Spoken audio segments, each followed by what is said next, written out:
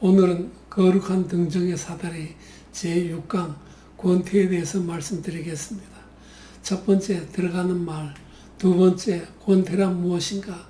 13번째 계단에 대해서 말씀드리겠고, 세 번째, 나가는 말로서 총정리하겠습니다. 지난번 강의를 마친 후 6달이 지났습니다. 그동안 제게 영육간의 휴식이 필요해서 쉬었습니다. 쉬는 동안 스물스물 권태가 찾아왔습니다. 어느덧 쉬는 것이 편해지고 강의를 다시 시작하려니까 귀찮은 것이 한둘이 아닙니다. 이대로가 좋사오니 라는 내면의 유혹을 물리치고 다시 시작하겠습니다. 첫 번째, 들어가는 말. 첫 번째 강의는 개설이었습니다. 필로칼리아와 거룩한 등정의 사다리와의 관계를 설명했습니다. 필로칼리아 여정은 수덕 실천, 무정념, 신비지식, 즉 영적 지식, 다시 말해서 정화, 조명, 합일의 세 단계를 모두 다루지만은 요한 클리마쿠스의 거룩한 등정의 사다리는 수덕 실천, 무정념, 즉 정화, 조명의 영역만 다루고 있습니다. 그러니까 마지막 세 번째 신비지식의 단계, 합일의 단계, 영성신학 용어로 하자면 관상의 단계가 필요 없다는 것이 아니라 이 책을 읽는 대상이 수도사들이고 수독 생활을 하는 이들에게 그 근본적인 의미를 설명하는 것이 이 책의 목적이라는 것이라고 보면 되겠습니다. 이 수덕적 영성에 동조하는 책이 바로 요한 카시아누스의 제도집 그리고 담화집입니다. 4세기의 제도집은 수도원의 생활 규칙을 기록한 책으로서 예를 들면 숭종, 금식과 식사 규칙, 철야와 기도, 옷 입는 것, 정주, 예배, 영적 지도 등을 실천하는 것을 기록한 것입니다. 그러나 이 책의 후반부는 필로칼리아에서 언급한 8정념을 정리한 것을 보면 그들의 실천이 이것에 기초하고 있음을 말해줍니다.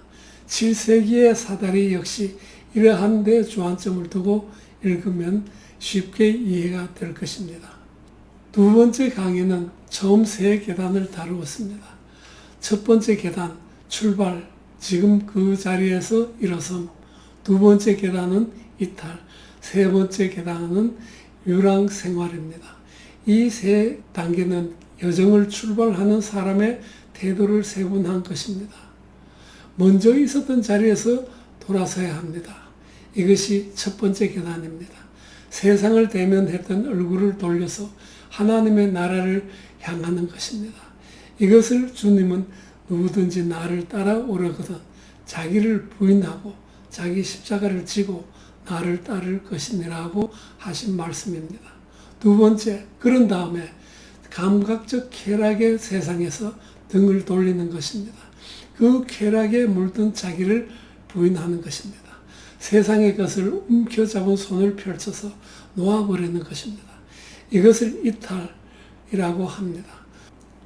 우리가 잡은 물질, 그러니까 재물과 비물질, 명예, 지식, 허영, 교만 등을 놔버리고 무관심하는 것입니다. 마치 죽은 사람이 된 듯 말입니다. 이 이탈 과정에는 고통이 따릅니다. 그래서 수덕 생활을 금욕주의라고도 하는 것입니다. 세 번째 계단은 유랑 생활, 즉 떠돌이 생활 태도를 말하는 것입니다. 떠돌이는 집을 갖지 않습니다. 우리의 여정은 이 세상에서 하나님의 나라를 향해 가는 도중에 있습니다. 다리 위에 집을 짓는 자는 어리석은 자입니다. 그러므로 우리는 과객의 태도로 살아야 합니다. 고통의 시작은 본질이 아닌 것, 변화하고 일시적인 것을 갈망하고 집착하는 데서 시작합니다.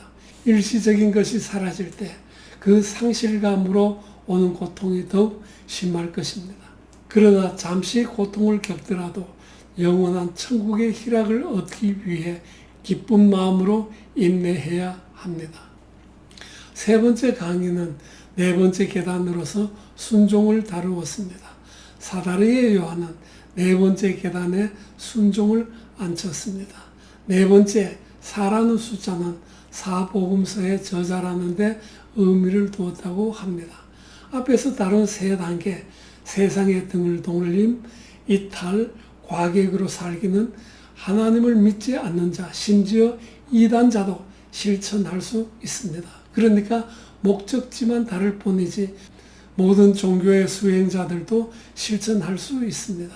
그러나 4번째 순종이라는 단계에 접어들면서 여정의 목적과 목표가 분명해지게 됩니다. 누구에게 무엇에 순종하는가? 순종에는 2사람, 즉 명령하는 자와 그 명령을 따르는 자가 관여됩니다.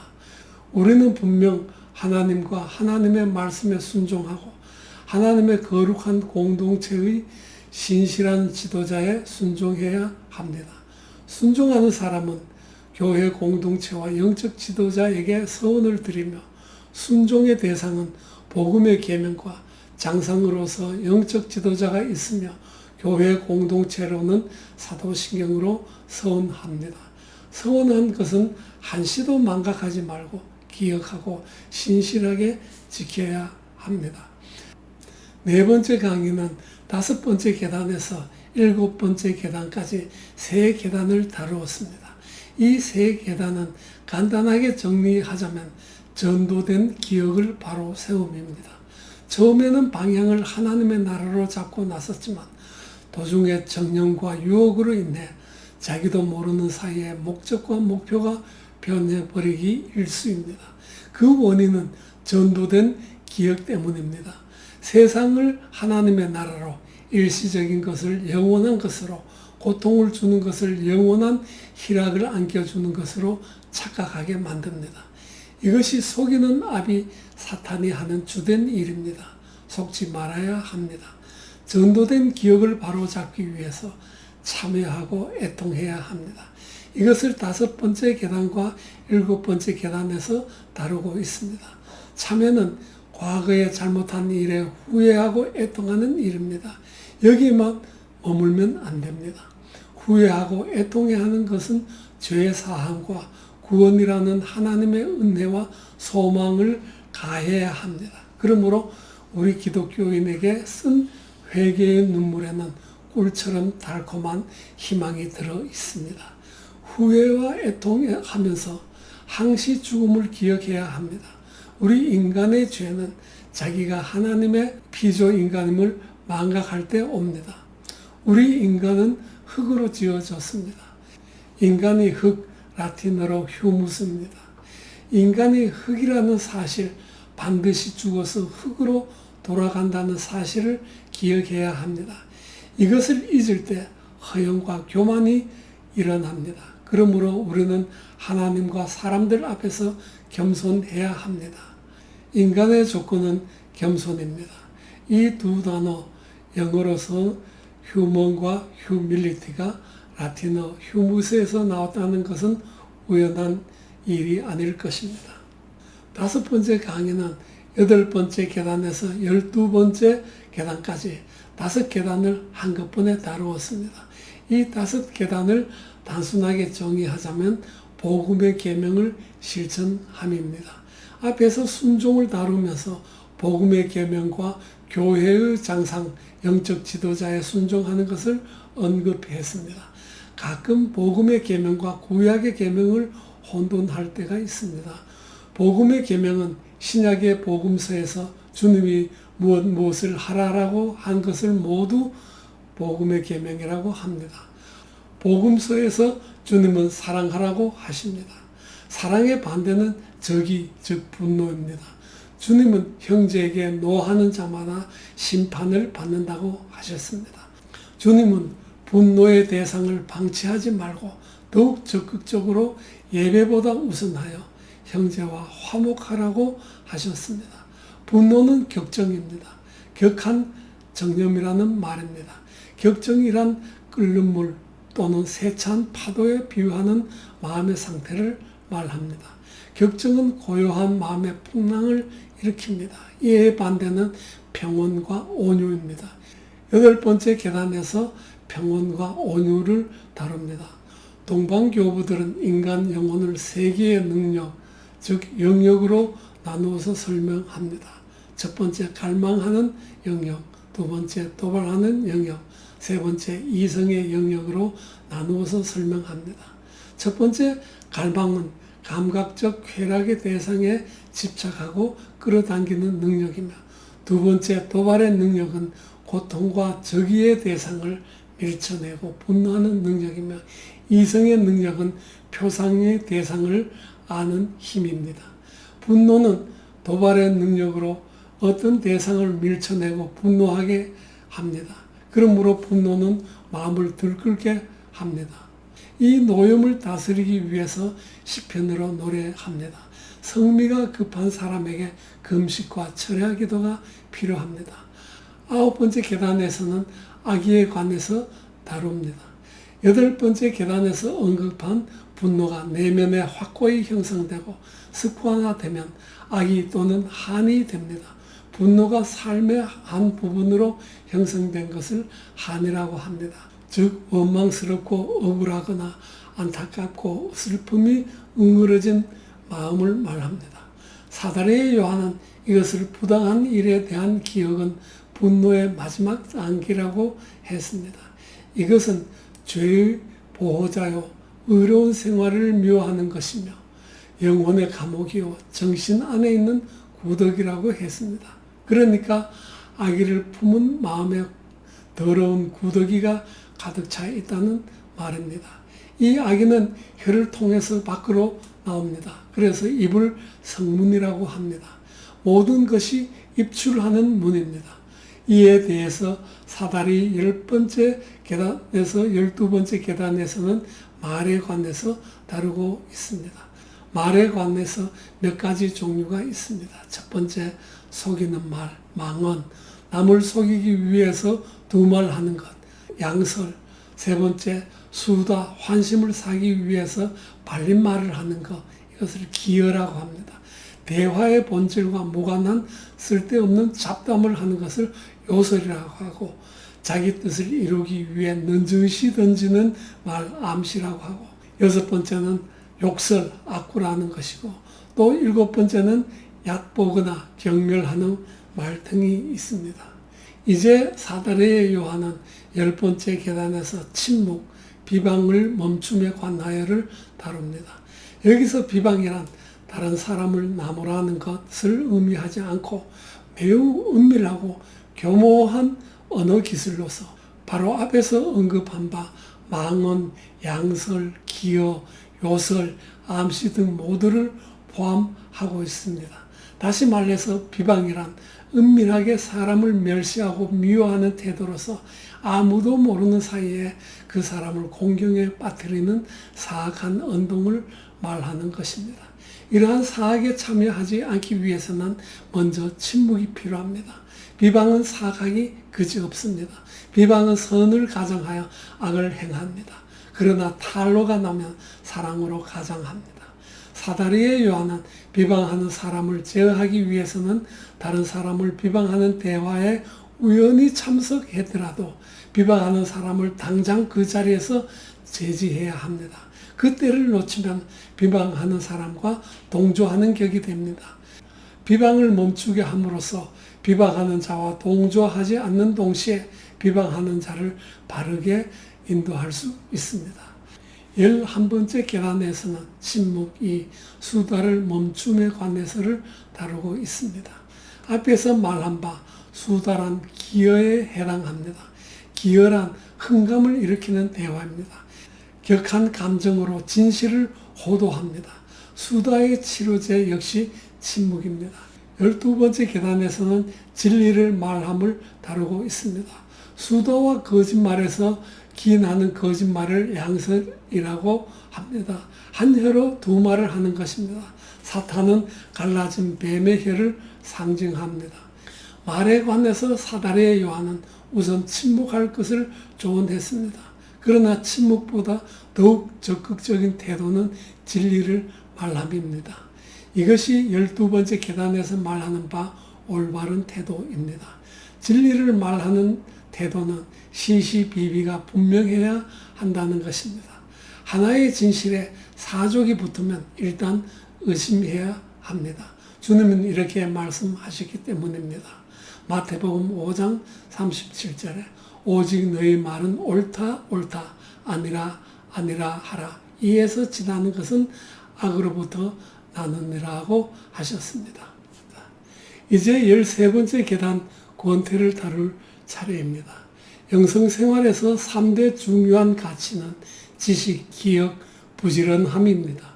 이와 상반되는 것이 무지, 망각, 게으름입니다. 그러니까 권태는 세 번째 게으름과 연관됩니다. 7죄종 중에서 게으름이라는 것이 있습니다. 이것은 헬라어로 아케디아를 말하는 것인데 이 단어에 해당하는 영어나 우리나라 말을 찾기가 어렵습니다. 그러나 상황에 따라서 권태, 나태, 혼침과 해태 등의 단어로서 적절하게 사용하기도 하며 어떨 때는 그냥 아케디아라고도 합니다. 권태는 목적을 상실한 채 인간 능력을 과도하게 사용할 때 슬픔, 애통, 회개 등 실천에 치중할 때 사달의 제1단계에서 13단계의 실천을 인간적인 측면에서 인간의 힘을 과도하게 사용했을 때 반작용으로 오는 현상입니다. 그러므로 항상 신앙생활의 목적을 기억하면서 인간의 노력이 아니라 은혜로 인도하고 힘주시는 성령에 의지해야 합니다. 권태는 슬픔과 연합해서 작용합니다. 그 결과 영적 우울증을 일으킵니다. 그래서 하나님과 하나님 나라에 대한 갈망이나 기쁨을 느끼지 못하게 함으로써 다른 기쁨을 추구하게 합니다. 그러므로 권태는 은연중에 신앙 여정의 방향을 다른 데로 돌리거나 하나님 아닌 것을 추구하게 만듭니다. 그래서 권태 아케디아를 영혼의 좀에 비유합니다. 허영과 교만은 자신을 적극적으로 지켜 세움으로써 타락하게 하지만 권태는 자신을 과도하게 천시하고 비하함으로써 여정의 바른 길에서 벗어나게 만듭니다. 권태에 대한 우리의 반응이 더욱 치명적입니다. 첫 번째, 권태의 본질을 알지 못하는 것과 두 번째, 권태와 맞서 싸우기보다는 다른 기쁨으로 덮어버리는 것. 세 번째는 현대 문화가 주는 모든 편의, 예를 들면 TV, 영화, 스포츠, 게임, 식도락 등에 묻혀서 무감각해지고 네 번째, 심지어 잘 계획된 화려한 예배와 찬양조차 권태를 덮는 스트레스 해소라는 차원에서 그것을 선호하는 것입니다.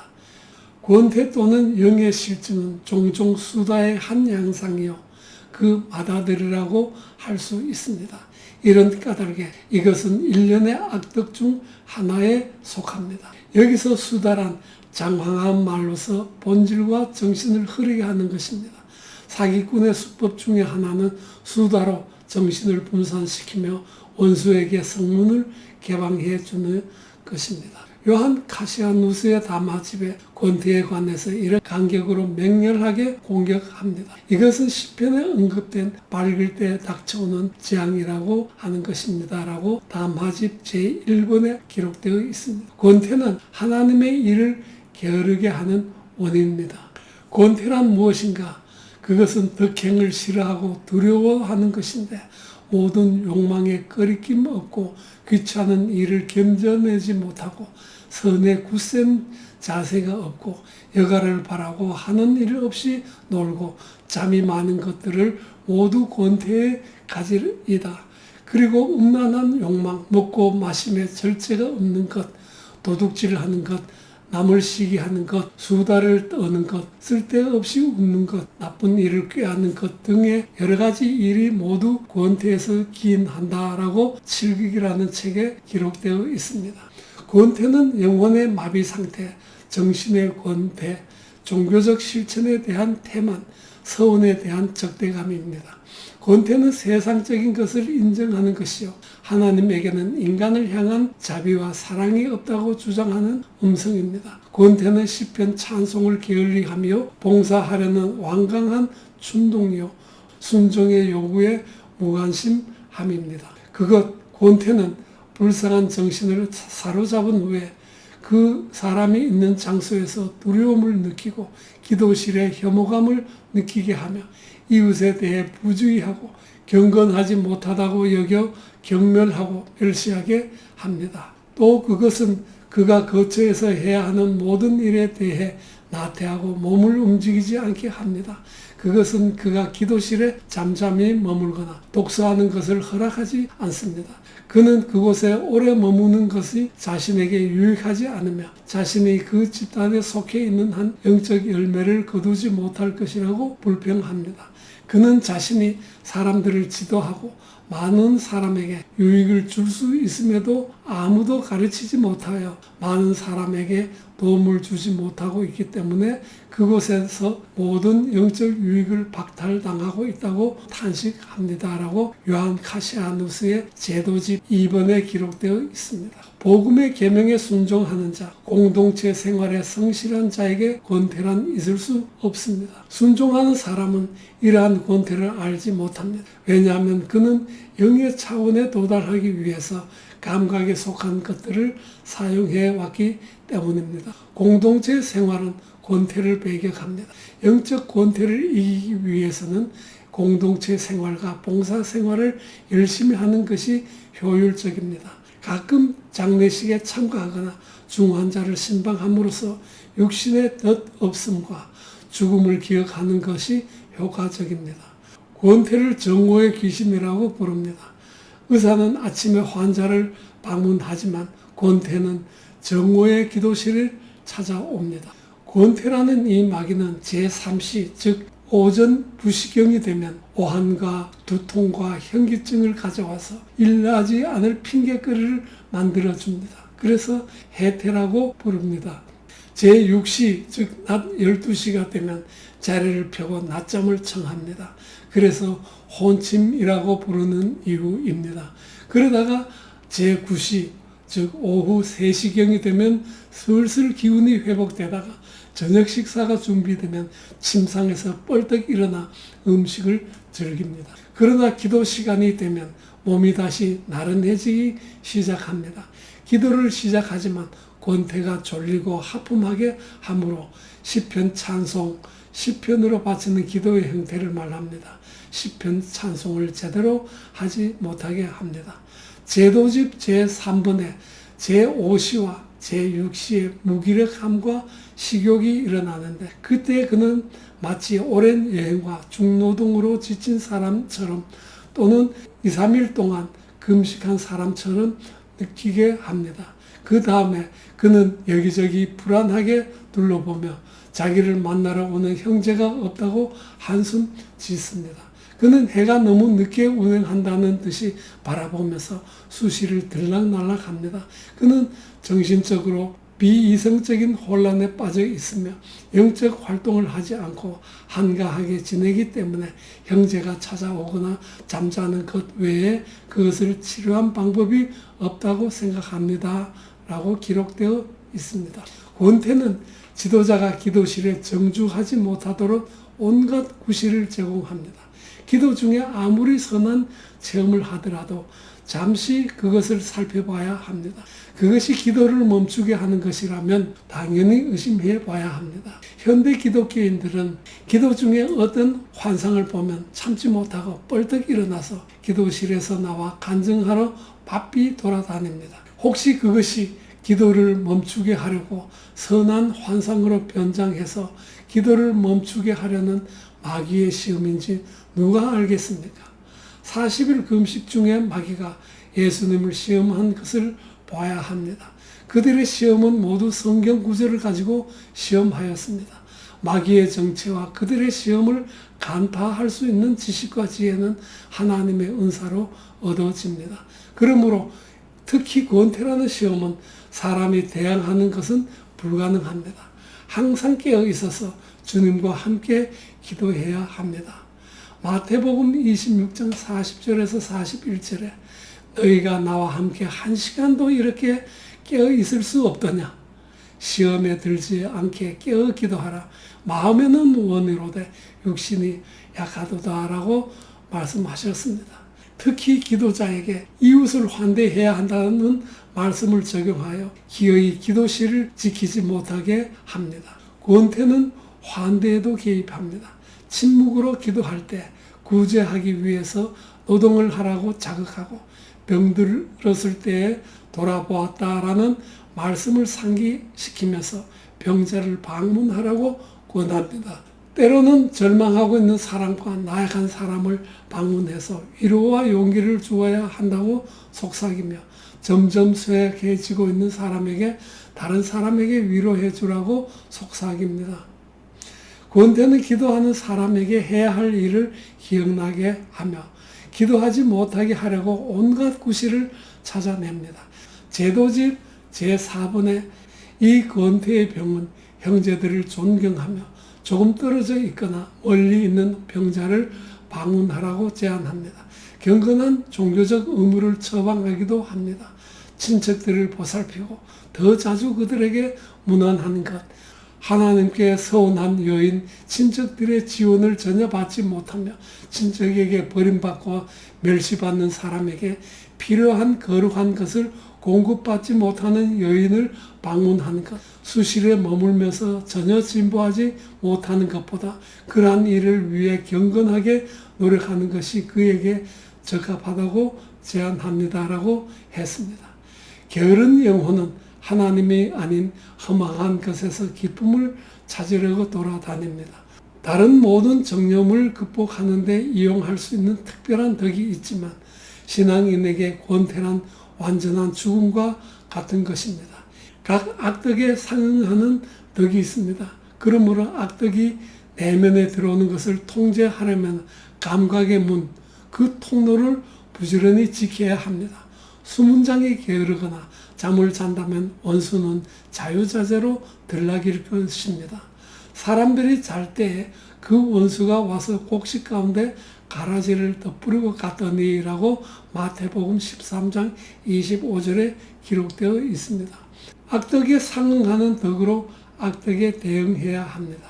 식탐의 금식과 음식 절제로 음식의 이성의 교제를 조심함과 정결로서 탐욕의 청빈 생활과 자선으로서 분노는 온유함으로써 슬픔과 낙심은 하나님 나라에 대한 믿음과 소망으로서 권태는 부지런함과 인내함으로써 허영은 하나님 찬양으로서 교만은 자기 비움과 겸손으로 응대해야 합니다.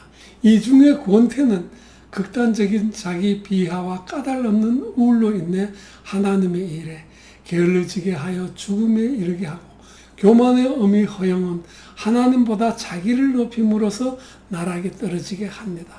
이 권태와 허영을 이기기 위해서는 우리는 하나님과 하나님의 나라를 망각하지 않고 기억하고 쉬지 않고 부지런히 구원자이시며 악한 권세를 이기시는 힘이 되시는 구주 예수 이름으로 기도할 때 은사로 선덕을 얻게 됩니다.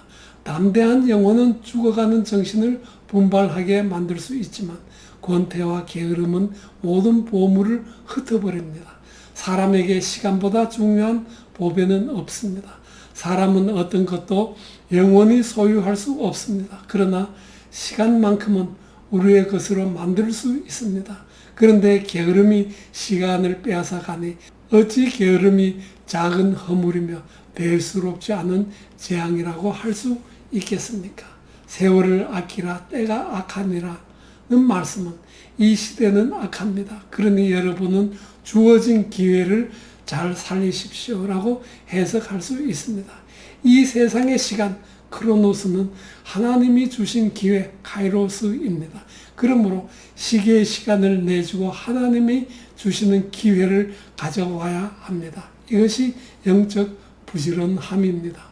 권태는 물에 비유한다면 이끼 낀 물입니다. 흐르지 않은 물에 이끼가 끼는 것처럼 권태에 빠진 영혼에 이끼가 낍니다. 하나님의 일에 게으른 자에게 영원한 복을 차지할 기회가 주어지지 않습니다. 게으른 자여, 내가 어느 때까지 누워 있겠느냐? 내가 어느 때에 잠이 깨어 일어나겠느냐? 좀 더 자자, 좀 더 자자. 손을 모으고 좀 더 누워있자 하면 내 빈궁이 강도같이 오며 내 곰핍이 군사같이 이르리라고 잠언 6장 9절에서 11절에 기록되어 있습니다. 7극 381쪽에 이렇게 기록되어 있습니다.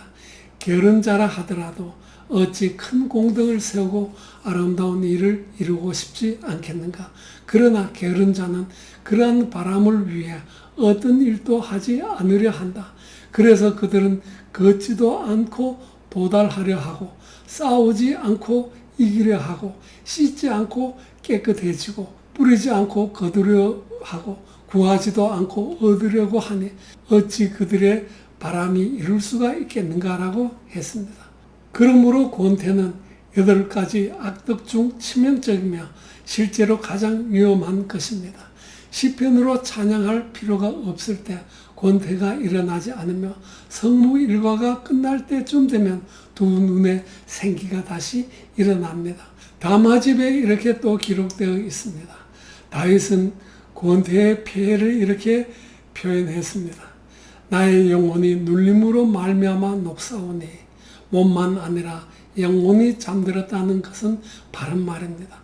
권태라는 무기에 상처 입은 영혼은 덕의 관상 및 영적 감각이 제공하는 통찰과 관련한 면에서 잠들어 있습니다. 그러므로 완전함을 위한 싸움에 정당하게 참여하려는 그리스도의 경주자는 영혼 깊은 곳에서 권태를 몰아내려고 노력하며 기도실에서 몰려나거나 교회 공동체를 떠나 도망가지 않으면서 이 영과 싸워야 합니다라고 했습니다. 권태의 유혹은 매우 은밀하며 달콤합니다. 그래서 그것이 자칫 생활에 유익하고 편리한 방편이라고 속삭입니다.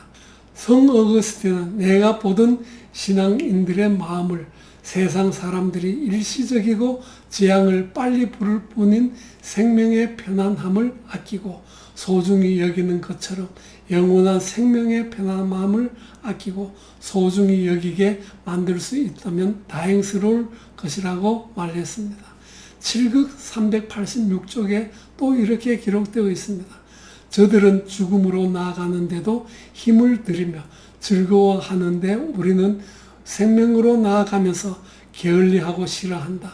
그리고 저들은 손해보는 일에도 부지런한데 우리는 이로운 일에도 게으르니 참으로 부끄럽지 아니한가라고 했습니다. 권태의 공격을 받을 때 진정으로 영에 속한 사람들을 찾아볼 수 있습니다. 왜냐하면 이것을 대적한 싸움에서 가장 많은 면류관을 획득할 수 있기 때문입니다.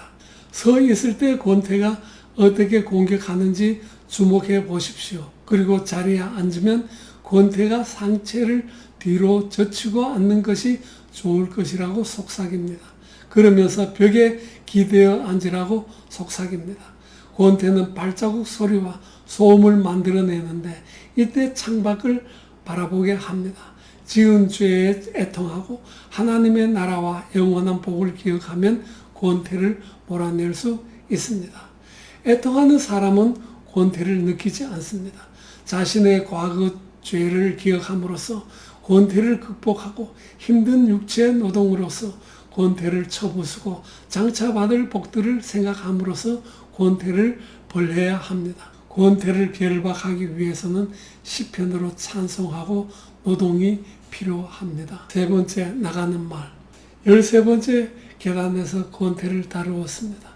권태는 필로칼리아에서 에바그리스와 요한 카시아누스가 정립한 8가지 정념 중에서 6번째입니다. 권태 앞에 5 정념들, 즉 식탐, 음란, 탐욕, 분노, 슬픔은 모두 무엇을 하라는 것에 기인하지만 권태만큼은 무엇을 하지 말라는 데 기초합니다. 그러므로 이것은 영적 우울증을 유발합니다. 특히 영적 여정의 목적인 하나님의 나라의 흥미를 잃게 만듭니다. 여기 사다리에서는 이 권태는 앞에 첫 번째에서 12번째 계단을 자기 힘에 의지해서 열심히 실천하는 중에 당하는 상태입니다. 권태는 하나님의 일의 실증을 느끼고 냉담한 상태를 말합니다. 권태는 우리에게 처음 사랑을 빼앗아갑니다. 뜨거웠던 처음 사랑을 잃은 연애는 다른 기쁨의 대상을 찾아 헤매게 만듭니다. 종국에 그는 길을 잃고 고통의 길을 헤맬 것입니다. 초대 수도사들은 권태를 이기기 위해서 정주를 실천합니다. 권태라는 마귀는 수도사들을 꿰어서 기도실에서 끌어내서 이리저리 바삐 돌아다니게 만듭니다. 그래서 수도원장의 직무 중 수도원 문을 지키는 일입니다. 권태는 어미새가 둥지를 지키지 못하게 해서 부화하지 못하게 만듭니다. 부평초처럼 무태 뿌리를 내리지 못하게 하여 떠돌아다니게 하며 배로 하여금 안전한 항구에 닻을 고정하지 못하게 합니다. 권태는 기도자로 하여금 세상 일로 바쁘게 만들어서 하나님의 일, 즉 기도하는 일에 게으르고 권태롭게 만듭니다. 그러나 부지런히 쉬지 말고 예수 이름을 부르면서 기도하십시오. 시기의 시간을 내어주고 하나님의 기회를 사십시오. 시대가 악합니다. 무슨 일을 하더라도 예수 이름을 망각해서는 안 됩니다. 그의 이름을 망각하는 순간 아케디아 즉 권태가 우리의 영혼을 점령합니다. 기도실을 지키십시오. 시편으로 찬송하며 효자가 출타한 사랑하는 아버지를 기다리듯이 체라하며 기도하십시오.